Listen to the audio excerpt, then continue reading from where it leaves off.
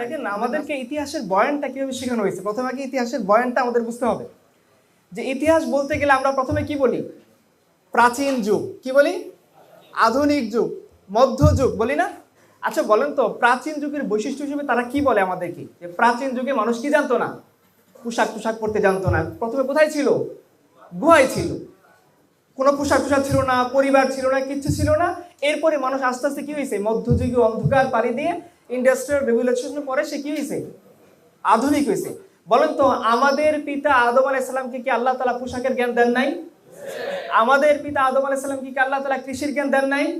উনি কি এসে হাওয়া আলাইহিস সালামের সাথে পরিবার গঠন করেন নাই? তাহলে আমাদের যে বয়ানটা শেখানো হয় সেই বয়ানটা কি আল্লাহর বয়ানের সাথে মিলে? এই বয়ানটা পুরোপুরি ওয়েস্টে সেট আপ করা। কেন সেট আপ করা? এই যে দেখেন, আপনারা প্রায় মধ্যযুগীয় একটা বর্বরতার কথা শোনেন না? মধ্যযুগীয় বর্বরতা কোথায় ছিল? মধ্যযুগীয় বর্বরতা ডার্ক এজটা যে বলে, এটা কাদের ডার্ক এজ? পুরো ইউরোপের ডার্ক এজ। ইউরোপে তখন কিচ্ছু ছিল না, অথচ তখন মুসলমানরা, যে আপনারা আবু ফিন্নাসের কথা শুনেছেন, ইবনে সিনার কথা শুনেছেন, খারি জমির কথা শুনেছেন, এরা কোন আমলের মানুষ? ইবনে খালদুন কোন আমলের মানুষ? ইবনে তাইমিয়া কোন আমলের মানুষ? আবু হানিফা কোন যুগের মানুষ? ইমাম মুহাম্মদ কোন যুগের মানুষ? সব মধ্যযুগের মানুষ। মধ্যযুগে কি আমরা অন্ধকারে ছিলাম? দামেস্কের জামে উমাবি মসজিদ, যে মসজিদে ঈসা আলাইহিস সালাম এসে নামবেন, আপনার ইতিহাস পড়বেন। ডক্টর আহমদ শারাবির লেখা বই আছে মুসলিম এডুকেশন সিস্টেম নিয়ে, পিএইচডি করেছেন ডক্টর আর্থার আরবির আন্ডার অক্সফোর্ডে।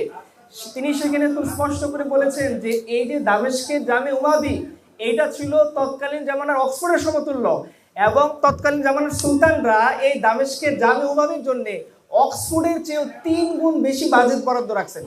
তাহলে আমরা অন্ধকারে ছিলাম না তারা অন্ধকারে ছিল? আমাদের ম্যাক্সিমাম স্থাপনাগুলো দেখেন, তাজমহল কোন যুগে বানানো?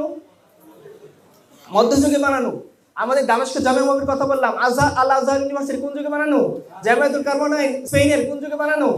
আপনি এডুকেশন সিস্টেমের কথা বলেন, এই যে আপনারা যে ডিকশনারি দেখেন, জন হেউইডের একটা আর্টিকেল আছে এনসাইক্লোপিডিয়া অফ ইসলামের মধ্যে, পড়বেন যে উনি হচ্ছেন বর্তমান জামানে লেক্সিকোগ্রাফির জনক বলা হয় তাকে। ডিকশনারি কিভাবে লিখতে হয় এটার বাপ উনি বলছেন যে আমরা ডিকশনারি লেখা শিখছি আরবদের কাছ থেকে। কিতাবুল আইন একটা বই আছে, ওলামায়ে কেরাম জানবেন যে সর্বপ্রথম প্রাচীন ডিকশনারি একটা, ওইখানে তিনি হরফ শুরু হয় থেকে, আইন আমরা বলছি না মাখরাজ, এখান থেকে শুরু হয় না?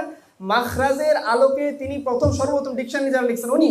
তারপর রিদমিক প্রসেসে আলিফ থেকে ইয়া পর্যন্ত না, রিদমিক প্রসেস আলিফ বা তা সা, তারপরে আবার শুরু করছেন জিম হা খাদাল, এইভাবে যে শুরু করছেন এটা মুসলমানরা লিখছে। আবার যে আমরা বর্তমান থেকে একেবারে অ্যালফাবেট এ থেকে জেড পর্যন্ত, এগুলো সব মুসলমানরা করছে। এগুলো অন্ধকার যুগে করছে না আলোকারের যুগে করছে?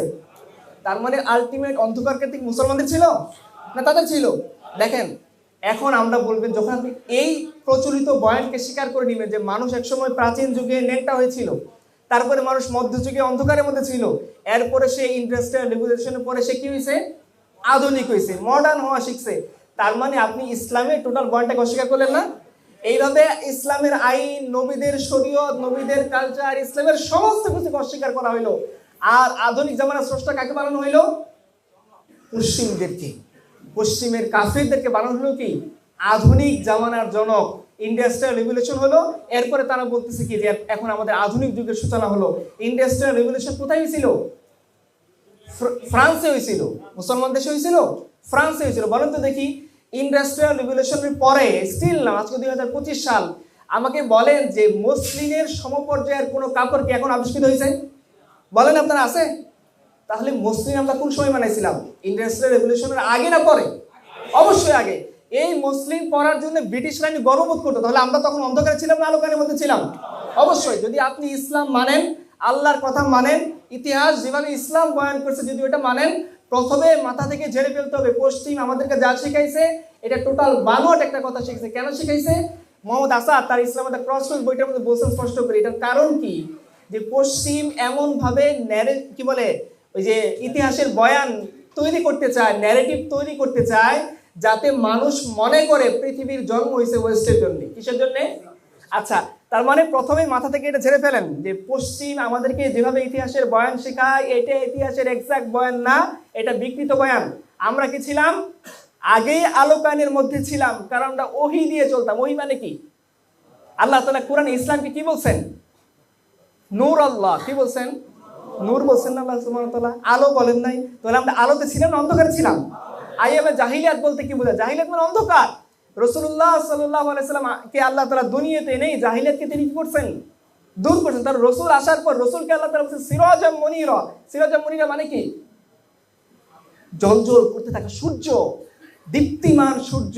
যে সূর্য মেঘের নিচে ঢাকা পড়ছে, আল্লাহ তাআলা তারও এক্সাম্পল দেন না রাসূল সাল্লাল্লাহু আলাইহি সাল্লামের ব্যাপারে। তাকে বলছেন সিরাজাম মুনীরা, জ্বলজ্বল করতে থাকে স্পষ্ট সূর্য। তাহলে রাসূল আসার পর আমরা আলোকিত হয়েছি না অন্ধকারে গেছি? তাহলে মাথা থেকে পশ্চিমের বয়ান ছেড়ে ফেলেন আর ইসলামের বয়ানটা সেট আপ করেন। আমাদের যে প্রসেস, এটা নবীদের মাধ্যমে আল্লাহ সুবহানাহু ওয়া তাআলা সভ্যতা শিখাইছেন, নবীদের মাধ্যমে আল্লাহ সুবহানাহু ওয়া তাআলা মানুষকে শরীয়ত শিখাইছেন, নবীদের মাধ্যমে আল্লাহ সুবহানাহু ওয়া তাআলা পবিত্রতা শিখাইছেন, ওযু শিখাইছেন, নামাজ শিখাইছেন, গোসল শিখাইছেন, পরিবার শিখাইছেন, ইন্টারঅ্যাকশন শিখাইছেন, জুলুম শিখাইছেন, ইনসাফ শিখাইছেন। আমরা কখনোই অন্ধকারে ছিলাম? অন্ধকারে ছিল এরা, এখনো অন্ধকারে আছে এরা।